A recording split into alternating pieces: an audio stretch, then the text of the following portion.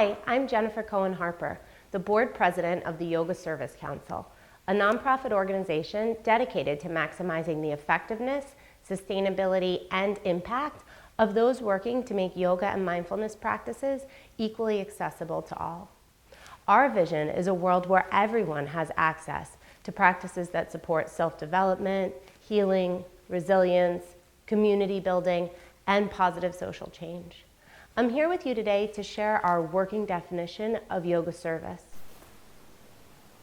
Yoga and service have long been practiced together, but yoga service as a field is young and growing. As the field develops, establishing a shared understanding of what we mean by the term yoga service is essential. We propose that yoga service is not defined by who is served, but rather by the manner in which the practices are offered.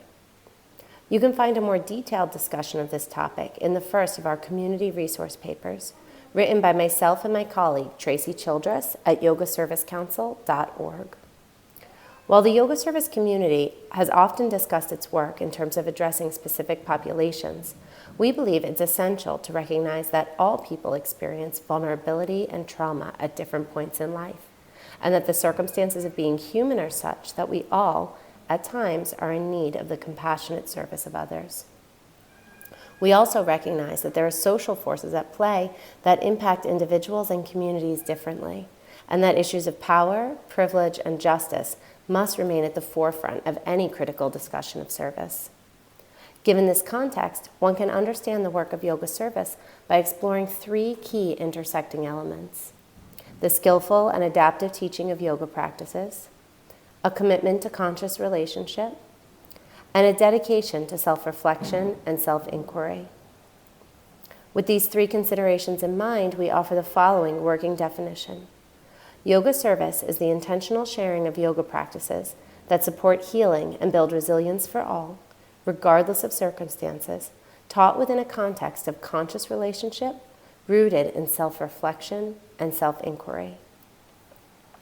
Let's take a few minutes to explore each of these aspects of the definition.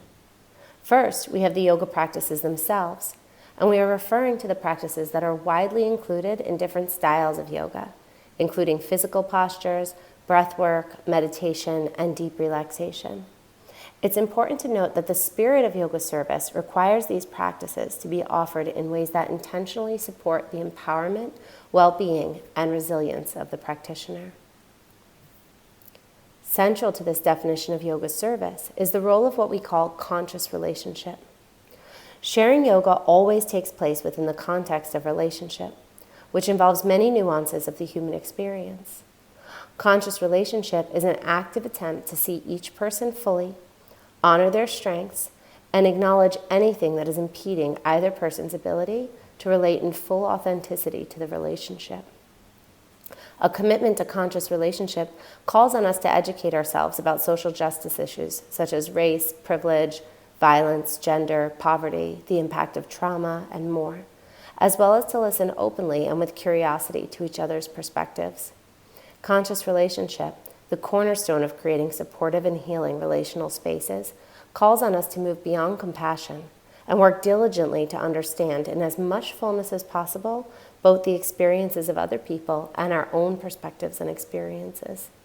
For this reason, a dedication to self-reflection and self-inquiry is essential. As we share yoga with others, we naturally do so through our own lens, from the perspective of our history, privilege, bias, and wisdom. We offer yoga mixed with all of the other things we know and have experienced in our lives. A commitment to reflection, to self-inquiry, allows yoga service providers to engage skillfully, honestly, and authentically with students, regardless of whether teacher and student come from similar life circumstances. It helps us look closely at what we know and don't know about ourselves, those we serve and teach, and the communities we engage with. Self-reflection and self-inquiry are training to better understand our own perspective and the perspectives of our students. To the greatest extent possible, these individual processes should be supported by larger organizational structures and professional networks that provide regular feedback, mentoring, and accountability. While all sharing of yoga is an offering, not all yoga is yoga service. While the regular practice of yoga inevitably brings up questions related to relationship, community, and self, it does not automatically lead to a knowledge of how to share yoga in ways that are socially just, compassionate, and aware of experiences other than our own. We propose that yoga service requires the integration of practices that cultivate this knowledge in a way that yoga alone does not. When yoga is shared with the integration of ongoing practices of self-inquiry and self-reflection, and with a commitment to conscious relationship, it is yoga service.